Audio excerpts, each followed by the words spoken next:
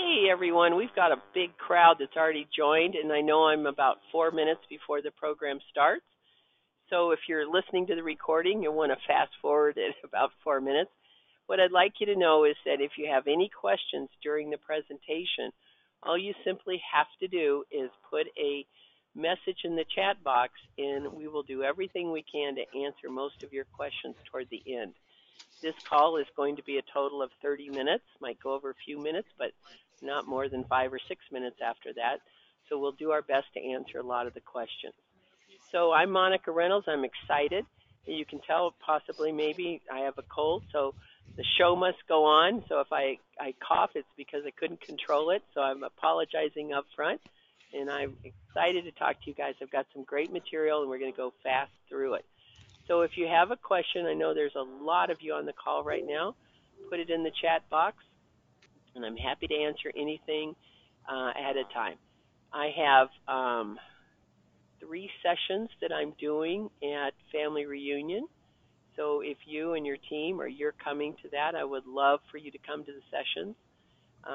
2 are, of course, one is operations team, one's the assistant one, the secret weapon, and the other one is how to build a 7th level team. And I'm doing that with Joe Bogart, and he had a 7th level team. And of course, I ran Chris Heller's 7th level team for 8 years, was a listing specialist. And so with that said, we've got a pretty good handle on what a 7th level team looks like in the mistakes. So those are 3 great programs. Love to see you at Family Reunion. Also, if you want, my email is monica@monicareynolds.com. If you want a Family Reunion success checklist, you'll need to send me an email, and I'll have my assistant, Stephanie, send that off to you. In fact, you could just email Stephanie if you want, stephanie@monicareynolds.com. So happy to help there. A couple more minutes. So, again, questions go in the chat box. Happy to answer anything. So, with that said, sometimes someone says to me, should I take my assistant to Family Reunion? Absolutely should be a goal. If it's not this year, make it a goal for next year. The more education, the more exposure a great assistant has that you're building a team with, the more powerful they become also. And it's just like sometimes you go to Family Reunion and you hear these great ideas and get all recharged. The same thing happens to a great, great assistant. They are the secret weapon. And I absolutely appreciate what they do, and I dug the well. I'm the pioneer on really appreciating what assistants have done. I'm the only one who's written several books on assistants and real estate, and so I really appreciate what they offer. So we've got 1 more minute. Remember, any questions through the chat box. I'm going to preempt this and say I talk fast, I go fast, and the good news is this is recorded. You can go back and listen to. Be a great one when you're hiring someone to have them listen to this, because I'm going to go through some really fast points on how they can be irreplaceable. Okay, Monica, it's the top of the hour, so we'll go ahead and get started. Hello, everyone, and welcome to today's webinar. Learn how you can create an assistant who is irreplaceable with your MAPS coach, Monica Reynolds. Please note that this webinar is being recorded, and you will automatically receive the recording after the event. If you have questions, please type them into the questions box located in your webinar taskbar. Following the webinar, if you have any questions about today's call or coaching programs, please email us at fasttrack@kw.com. That's fasttrack@kw.com. That's all for me. Monica, take it away. Thank you to the great Holly. She does an amazing job. I so appreciate all you do. Thank you, Holly. So good morning, great agents and great real estate assistants. I'm Monica Reynolds, and I'm excited to help you and give you some great ideas, hopefully, and suggestions that'll help your team become the very best. With the market shifting, there is Tactic 12 in the shift book, which I believe you and your assistant should absolutely read. We need to add value to every conversation we have with a client. The one thing that will set us apart from any other agent is the customer experience and the value proposition that Gary Keller talks about all the time. We bring to that client during our relationship. With the market shifting, things changing, people cutting commission, we've got to bring value. So this presentation is extremely fast. You'll get annoyed because they talk fast. You have to listen fast. The good news is this is recorded and you can go back and listen to it. I have a tip for you. This would be a great call to keep as you hire a new assistant, bring someone on board, and have them listen to some of these perspectives. So here's a couple of things. You can write a question in the chat box. We'll answer as many as we can. This presentation is 30 minutes, maybe a few minutes after, but not much more after that. I respect your time and commitment to this call. Now, here's the good news. The real estate assistant is the secret weapon, and today's call is about the assistant having at least 4 times return, on your investment with them and becoming irreplaceable. So let's get started. So let's go to the first slide, Miss Holly. Thank you very much. Okay, so number 1, there are going to be about 5 points I go through. Know your audience, their personality style, or they speak in their language.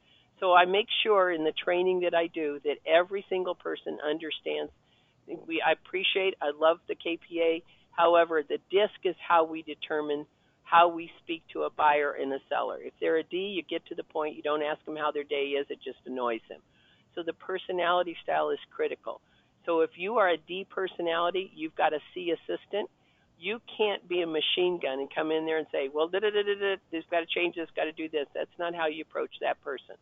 If you have a high I assistant, you got to bring a little personality in if you're a high D.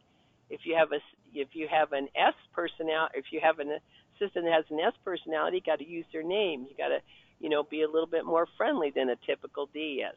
But I go through all of that in the program. However, knowing who that seller is, and so you can speak their language. They speak Spanish, you speak Spanish, they speak D. I train the assistants to speak D. And you should too. Be clear and be concise in communication. You can't have imaginary conversations. You can't just leave words off. And you have to always state a deadline. So when you're communicating with your assistant, always give them a deadline. But I always teach the assistant, own the fact that it's your job and your responsibility to get a deadline. All the agents will have critical, I need it right now. And so the question is, I'm working on this. May I give it to you at 1 o'clock? Would that be okay? So you can always push back. Use their name when speaking. Everyone loves to hear their name. Jennifer, Allison, Bill, John, Fred. Hey, Aaron, how are you today? People love to hear their name. So don't make people what I call be invisible. When you have a team, if you're an agent on the call, use their name. If you're an assistant, use your agent's name. Don't go, hey, I got a question. John, I have a question for you.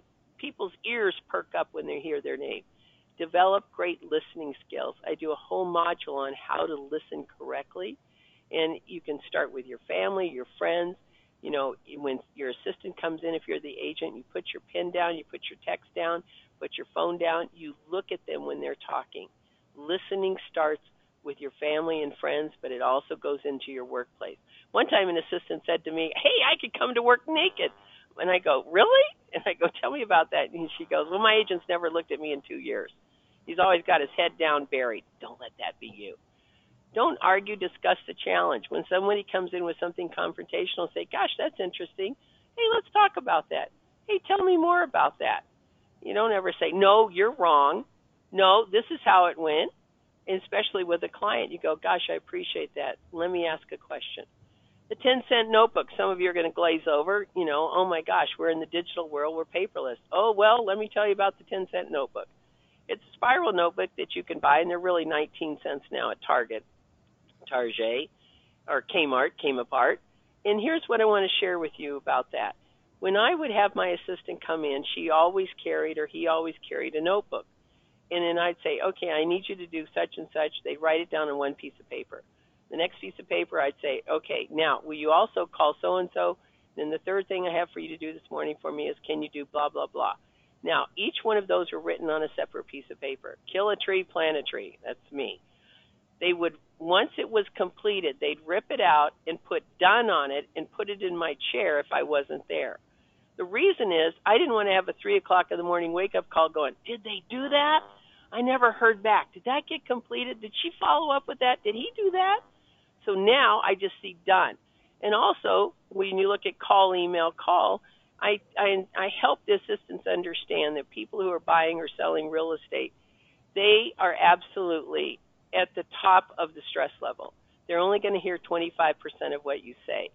So I always say, call them with the information, email them, call them the next day and say, I know I gave you some information yesterday and sent an email. Do you have any questions about that? As part of our customer service, we're following up. So just those little quick little things like that, you're always repeating and affirming, So what I hear you saying is blah, blah, blah. Is that right? Great. We can fix that. We can take care of that. And on tonality and being respectful, obviously, you can say anything to anyone. If I said, hey, pay attention, or I said, hey, pay attention. I said the last one with a smile. So tonality is everything. So again, that I went in a nutshell. The bottom line is that absolutely listen, repeat and affirm. And when you've got the call, the email call, it's just showing the customer that you care. And there's a lot of information, and a lot of assistants say, gosh, customers call with the same thing over and over again. And I said, because of your tonality or because of how you delivered it. It's all about that. So next slide, please. So going on again with more communication, the phone is the cash register. If you're an agent on this call and you handle all the incoming phone calls because it's on a cell phone, stop that. You don't call Keller Williams and you get Gary to answer the phone. You are a business person. Stop being a realtor or a real estate agent who sells a house here and there and hopefully something sticks up against the wall. Create a business. You have a landline, the phone gets there. If you have any challenges, say, well, what happens after 5 o'clock? Then get some of the services that forward it. There's a ton of services out there that you can forward your landline to your cell phone. So just use those. So a greeting that we used to use in my office all the time is, thank you for calling Monica Reynolds' office. This is Stephanie. I can help you, with an upbeat upswing, very personable. So make sure that you role play with your assistant, the assistant's on the call. Make sure that you've got that telephone greeting script down and that you are friendly and you are positive. You're not picking up the phone acting like a dead person. Thanks for calling Monica Reynolds' office. We're dead here. We're dying. What do you need? Now, obviously, that you have to be upbeat and you have to be personable. And, of course, when they're going to ask for me, my assistant said, I'm sorry, Monica's not available. Currently, she's with clients. I can help you immediately. How may I help? So when I'm on the phone and I'm lead generating, I don't take calls. And so that was the response, and that was role played. If someone wants specifically, I'm sorry, Monica's with clients, she'll be calling in at 11:30. Please give me the particulars, call, and I'll make sure she gets the message. And then a lot of times my assistant could take care of that. And obviously the greatest one is, the agent knows. I only want to speak to the agent. Great.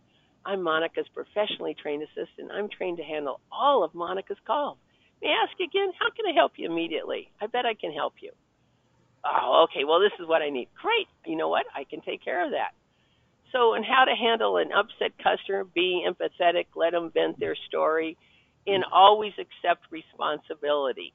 So even if it's not your problem, you guys didn't cause the problem, you say, I'm sorry for that mistake.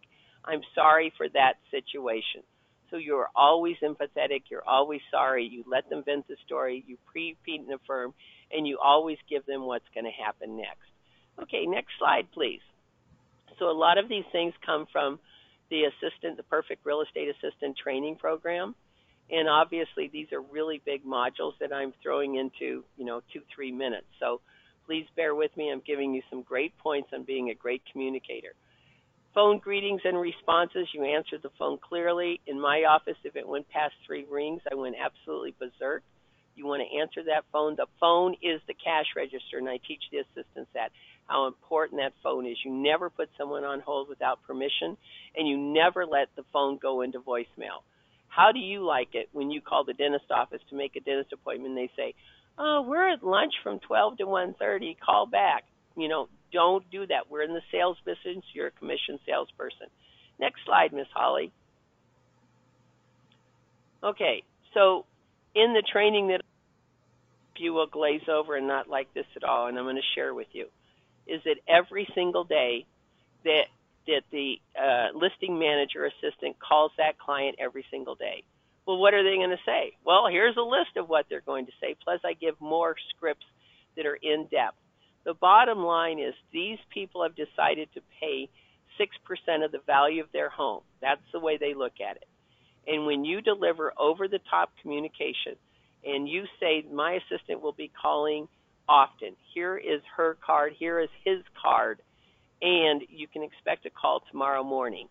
That is how you set it up. That is how you introduce that person that is your listing manager. They do the calls every day. You should call once a week. We need to set ourselves apart. We need to build these value propositions. There's so many agents coming in. There's crazy things that are going to be happening with Zillow, having an Uber agent for $75 opening a door, people doing their own contracts online, saving commissions. So get ready. Things are changing, and so we have to build these value propositions. No one's ever going to say, you know what, we're canceling our listing because you guys call too much. You have told this listing when you left that listing as an agent, I'm going to sell your house. I don't know how much you're going to net. I don't know what day it's going to sell. I don't know when your next showing is, and I don't know when you need to pack, and I don't know when for sure you're going to get your check or how much that is. So just hang on. So they're a little bit confused. Next slide. So that's why we over-communicate, and the assistant's not going to catch them every day, but that trust bridge is built so strong when you are over-communicating with that client. Now, you heard me say over-communicating. I just say it's the standard of communication. We have to set ourselves apart. So again, on communication, the daily meeting form, you should be meeting with your assistant every single day at 11 o'clock after lead generation. She or he should have protected boundary time where you're not interrupting them. You're doing your lead generation, and your assistant tells you what they did yesterday and today what they're going to do, and any problems or questions. The next form is the Friday administrative report. Every Friday I would get this report in my chair. And on Friday, it would say 5 things I did to move the business forward, and the week high, the week low, and what did you do to wow a customer. Never have the thought go, gosh, my assistant's busy. I'm not sure what they did all week. This is the greatest form to get, and I really explain that during our communication process in this class. Next slide, please, Holly. Okay, moving along. This is number 2.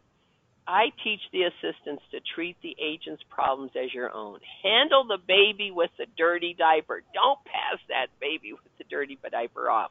Be proactive. Run at problems. Solve the problems as they arise. If you hear something and you go, uh-oh, that could be a problem, confront it. Run at it. Don't say, well, let me see if it rears its ugly head later. Don't do that. If you read Tactic 12, going into the shift, expect problems on every single file, and the sooner you get ahead of them. I teach the assistants on the calls that if you have a 21-day contingency period, cut it in half or less. If you have 7 days, get it done in 4 days. Whatever it is, cut it in half and get it going. So with that said, we can help you. We appreciate you calling us, letting us know. We apologize that happened. Here's what will happen next. We'll work on that immediately. That's what they want to hear when there's a problem. So we go through all of those scripts. Next slide, please, Holly. So the 10 most important words are, I apologize for our mistake, or you can say, I apologize for that mistake. Let us make it right. Let us work on it now. And so that's what people want to hear. They want to hear also, thank you for your business. We appreciate your referrals. They want to hear, let me check and I will find out. If you don't know the answer to a question, don't say, gosh, I don't know. That wouldn't be a question we'd answer. You need to say, let me find out about that. Let me check on that. And I call this the Disneyland close. The Disneyland close is this. By the way, thanks for working with our team. We so appreciate your business. Is there anything else we can do to help your day? What if your assistant said that on every single call? Would he or she be irreplaceable? Would that client feel good? And I've had some analytical assistants push back and say, well, do we say it on every call? Yeah, change it around if you want, but say that on every call. How would that hurt? It doesn't hurt at all. Next slide, please, Holly. So looking at this one, having ownership in the business as far as owning the problems, make sure that you've trained your assistant in your role playing to pre-qualify the question. These are pre-qualifying questions of going out on a listing presentation. Obviously, you're going to do the pre-qualifying. But when it comes to confirming the appointment, your professionally trained assistant should absolutely call and restate those answers. So, for example, do you plan on interviewing other agents for the job of selling your home? That could have changed since you didn't have that conversation. That's a great question to ask. And number two, if you know they're moving to Montgomery, Alabama, you say, so I understand you're moving to Montgomery, Alabama, and I understand that you got a job promotion. Congratulations. So you need to tell the assistant about the file before you say confirm the appointment. It takes 3 minutes. Because if there's a situation where they're not happy about selling, or they've lost their house, or they've got medical bills, there's an illness, you need to know that. The assistant needs to know that. Question number 17, will you have 2 keys available? Can you imagine your assistant asking that question? And on the file, as you go to the appointment, it says 2 keys available. Hey, that's a slam dunk. They're ready to go. And if they say, well, I don't know, then the assistant says, great, I only asked that question if you did not want to lose any valuable marketing time. So again, I know I'm going quickly. There's a lot of slides, but you guys have access to that. So next one, please, Holly. So get in front of the problems with effective communication systems. So here's the script for the buyer agent to pass the baton to the closing manager. The worst thing you can do on a team is to sell a property and have your transaction coordinator call and say, hi, this is Beth. I'd like to introduce myself. And I understand you bought a great home at 123 Cherry Street. And they go, Beth, who are you with? Why are you calling? Oh, well, what happened to John? He sold our house. You don't want to have those conversations. So here is how that the agent puts the assistant on speakerphone. They call the buyer, the seller, and the natural transition happens so smoothly. On Pass the Baton, on the right-hand side, during the listing modules that I go through, and I've got 450 pages of systems that you get on your policy and procedures manual that you develop through the course. Pass the Baton basically is this. You can't throw a listing file down and assistants on the call. Don't let your agents do that anymore without this. They have to spend 5 minutes, and most drivers will never fill this out. What's the motivation of the seller? Are they happy or sad they're selling? What days are going to go on the market? Loan balance, HOA, listing price. Are they a buyer? Are we putting up a sign? Is there termite? Are we putting up a lockbox? Are we sending out just listed photos? Are we doing just listed letters? Are we doing professional photos? This takes less than 5 minutes. Oh, by the way, they have a dog named Tank who has his own bedroom and he watches TV. He's their only child. Tank is their child. So be sure you say, hey, I hear you have a great family member named Tank. He sounds so cool. Monica is real excited to meet with him. That's the customer experience.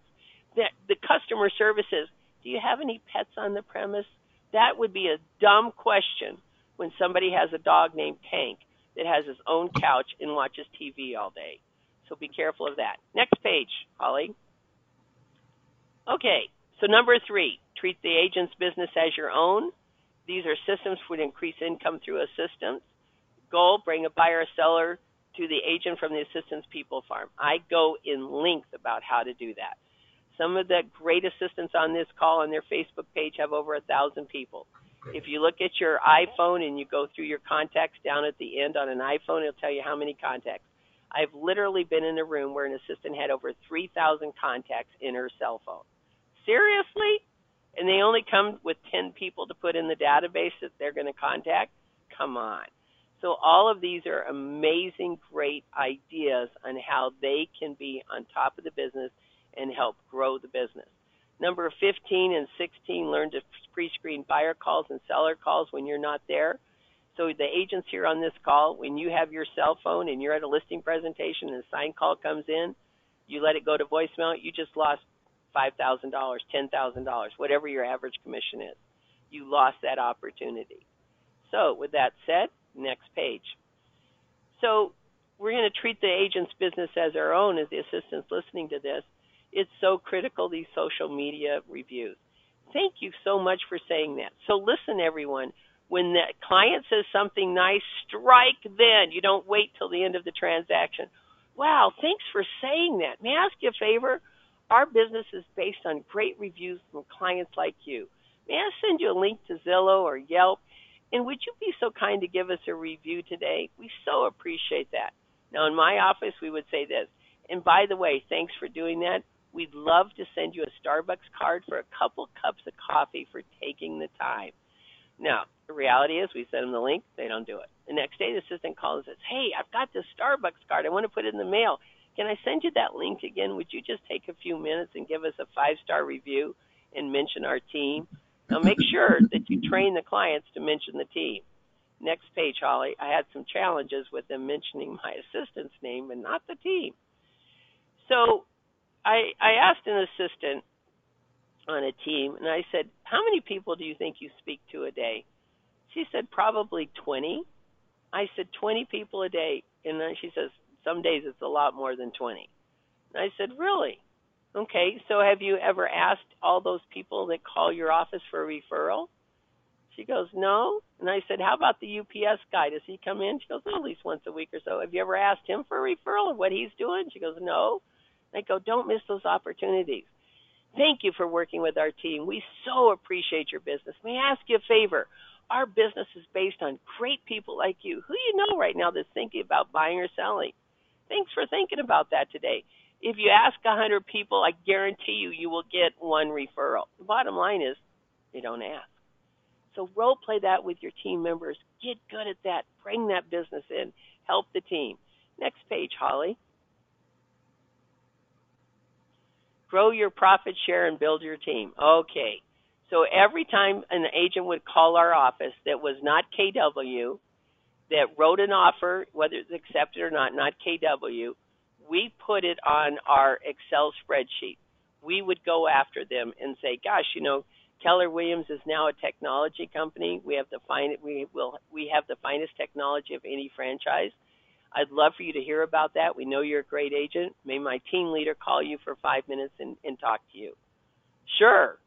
So we're setting up the team leader. We're teeing up the ball for them, and we're going after it. And so we're recruiting for our team if they were great on a transaction, or we're recruiting for KW. So that's a great conversation to have your assistant help you with every single agent that you encounter that's not KW. Here's something real quick tip. The last 25 years, Gary Keller Williams distributed $1 billion with a B, $billion in profit share. The next 4 years with 10% growth, another $1 billion will be distributed. In the next 3 years after that, another $1 billion with 10% growth. So in the next 7 years, there will be $2 billion in distributions. So I hope you're part of that. I hope you have your assistant be part of that. Don't miss out on these opportunities. Next page, please. Okay. So when you look at number 4 is to take initiative, implementation systems. So I empower the assistants to really meet with the agent, identify all the systems that need to be improved, list an order of importance, and only do one at a time. So number 1 is this, then you can't go to number 2, and only 2 projects at a time. Do not implement more than one system at a time. If system number 1 is not completed, you don't go to 3 or 4. You stay on 1 and possibly you have 2 going. But that's it. Checkpoints are a must, and it's okay to move the deadline. Next page, Holly. So Office Policy and Procedures Manual, I am a big proponent, and I know some of you are going, well, we have that all online. Trust me, I've seen so many Google Drives with them all online. They're great. They're awesome. However you do it, you must have a detailed book of business. It's a record of policies. It's a record of procedures. It's a training manual. It's duplicatable and scalable. So what are the benefits for you as an agent? You define all these policies and procedures. And the key thing is for the assistant, they understand that you've got a book of business. This is how you do your business. And it's a constant, never-ending improvement. You're not reinventing the wheel like, we used to send out an expired letter. I wonder where that went to. Hey, what happened to that? We had a checklist for this. What happened to that? All of those systems have to be put into place, whether you're doing 10 transactions or 1,010. Everything is duplicatable and scalable. Holly, next slide, please. So one of the things that I've really pay attention to, and I help the assistant to understand, is that they run the vendors. And so these people have to support you at 100%. And I understand RESPA that they can't give you checks and money and all of that, but they can help you build your business. And so they can give you referrals. You can utilize some of their database or all of their database. You need to know who their employees are and get their names, address, emails, etc. And so you build that up. And if you look at the next slide, Holly, we kept track of what each vendor did to participate with us. If they gave us a referral, if they brought us donuts, and I gave them a $25, $50 credit. If they, how many deals per month we gave them, if you're looking at the screen. If they did any printing for us, if they did any running for us. I know I'm not supposed to say this, but I used to have my title rep, because she was running. I used to have my title rep who was running around all the time to go and pick up a lockbox. What the heck? Why not?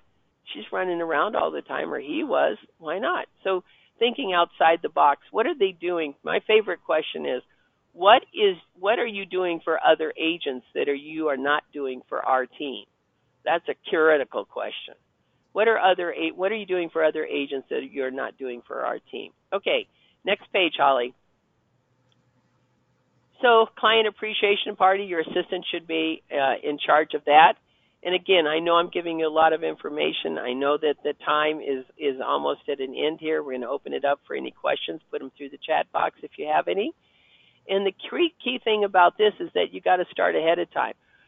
The more face-to-face you have with people, the more opportunities you have to build a strong, solid foundation. Your clients need to see your value proposition. And some of you just hate the idea of networking like this. Too bad. Get over it. The assistants can be in charge of this. This is how you build a strong foundation. Who are your top 100 clients who are going to refer business or do business with you? Create that army. Next page, Holly. Okay, so hopefully today we've covered a lot of things. Next page, Ms. Holly. And one of the things is tracking numbers and sources and timeline. This is the last one, number 5. So making sure that there are things in your team that are being tracked. Obviously, whiteboards up on the wall is the best for tracking numbers and sources of business and what's happening. Let's go to the next slide, Holly. So this is a listing update board that I personally had in my office. And days on the market, the zip code, price, current price, original price, expiration date. This is also something that I got in my chair every Friday. And if we were close to an expiration date, it was circled. Now, a lot of you haven't seen expiration dates lately. They are coming your way because of the shift in the market. So get ready so that you can stay on top of those. Next slide.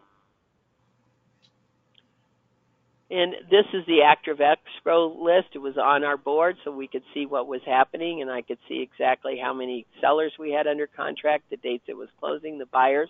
This is a pending report that was in my chair at 10 o'clock every Friday. So I had the Friday report.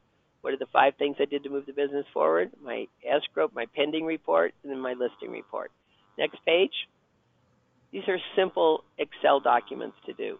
This is an exact duplicate of a whiteboard that I had on an entire wall. It had offers, appointments, sold, pending, closed, price reductions, deals fell through, listings expired, employee of the week, quote of the week, word of the day.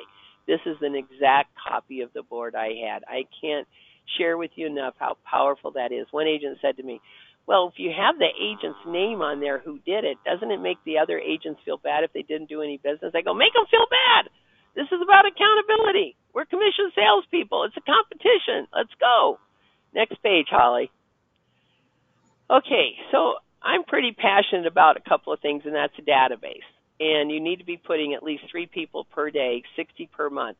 If you want to stay ahead of the changes that are going to happen in the market, you have to be aware that people are coming after your clients. And you absolutely have to build these databases. Your database is your data bank. It's the only asset you have. And I go through a complete module on building that database with the assistants in the upcoming class. Next page.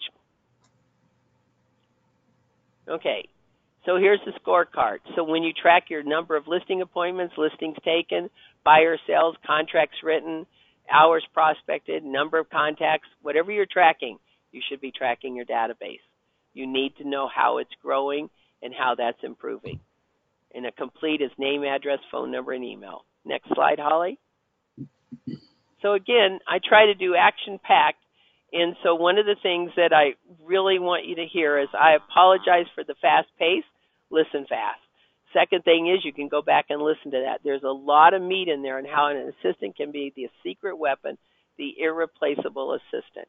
A lot of things to look at. Now, if you want more and you want to see the really big systems over a 6-month period, there are 18 modules that I go through. There's 450 pages. And so the class is $199 per month.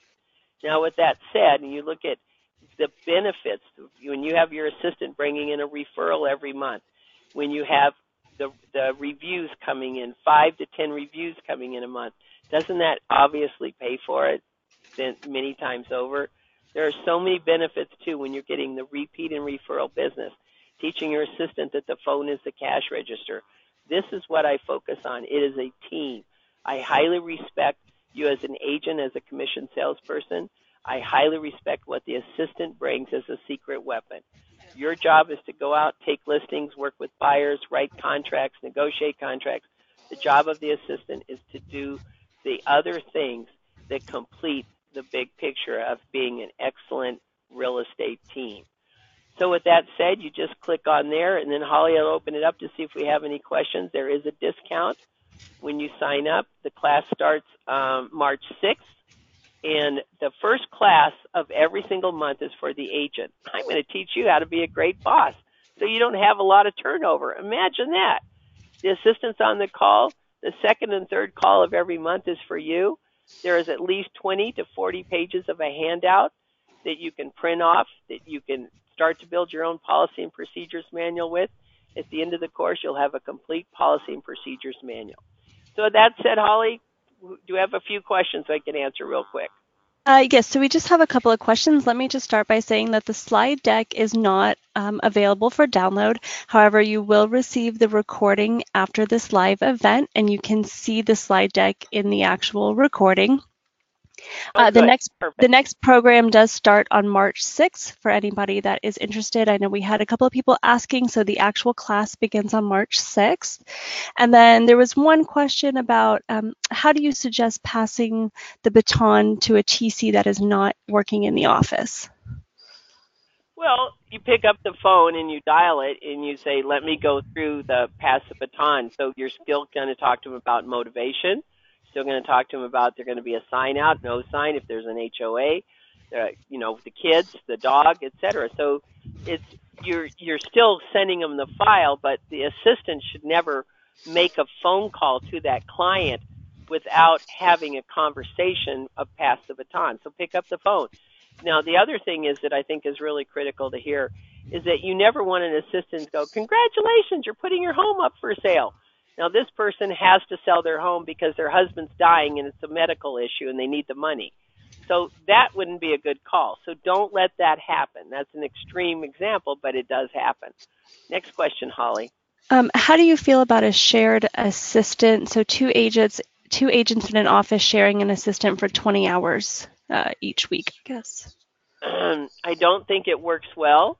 If you had shared the assistant with me, I'd dominate. And there's always an agent that will overstep the bounds. I have never seen it work well. And if it does work well, then the boundaries cannot, no matter what happens. So if the other agent that's sharing the assistant goes, oh my gosh, I've got this really important presentation. I've got to borrow her just for 20 minutes. I need this pre-list package. I need this done. I can't find this. I need this. So it doesn't work well 90% of the time. If you and the other agent have a very fierce conversation about no matter what the challenge is, no matter what the emergency is, no one encroaches on each other's time, then it will work out. Now, the other thing that's a problem is that the systems are different. How you want things done is going to be different than how the other agent wants done. So it can drive the assistant nuts. So in my personal opinion, be careful. Set up lots of ground rules, and then you guys have got to have the same systems or it doesn't work. Okay, next question. Okay, so as assistants, they are expected to lead generate and take on a number of task or duties for the agent so that they can also lead generate. How do you suggest finding a balance? Well, first of all, who said that I said assistants should lead generate? Duh. Assistants are administrative people. Do they ask for referrals when they're talking to people? Yes. Do they ask their family and friends? Yes. They're always salespeople, but they're not going to call expireds and FISBOs. That's not in their job description, in my personal opinion. Keeping the file, keeping the customer happy. The customer is also the agent, keeping you happy. That's a big enough job. Should they always be on sales mode where they're asking for referrals? Where they're asking their family and friends, where they're asking the vendors for business? Absolutely. Should they be asking for reviews of every client? Absolutely. But I don't think they go into the lead generation room and dial expireds by any means. Never. Okay? Next. Okay, next question is, can you just please let everybody know why you would recommend this class for a new hire, for somebody that's bringing on an assistant that maybe hasn't even started yet, but will start soon? Oh my gosh. Can you imagine? I think it is absolutely the very, very best to bring on a brand new hire because I start with the first modules are 3 modules on communication. Second module is on job description and schedule and setting expectations. The next modules are on listings. They're on the next ones are on pendings, customer service, tracking numbers, lead generation, expired and FISBO packages, and things like that. That gives them the broad picture, and yet it goes at a pace for a brand new person. What's interesting to me, the brand new person, why wouldn't you give them all the skills and tools to be the very best? Don't you be the only guru of information. They're going to hear me on the calls. They're going to hear other assistants. They're going to have great material to discuss with you. You know, invest that and make the investment. That 3 hours a month is going to change the way you do business. I have so many people who have emailed me, talked to me, catch me at family reunion, and say this is the most valuable course I've ever taken. I take the mystery out of systems. I take the mystery out of how to be a great assistant. I make it clear about the phone as a cash register. I make it clear about personality styles, being upbeat, being energetic, and being a positive force in the office, because you as a commission salesperson, you don't need negative Nell or negative Nelly. All right. And then again, I've had so many assistants who've been on the job forever going, oh my gosh, this is so great. It's so great to hear that I'm doing some things right and to retweak some of the things. And I empower the assistants to be the CEO of the file. They are the CEO of that office, and I empower them to be that. Okay. Any other questions, Holly?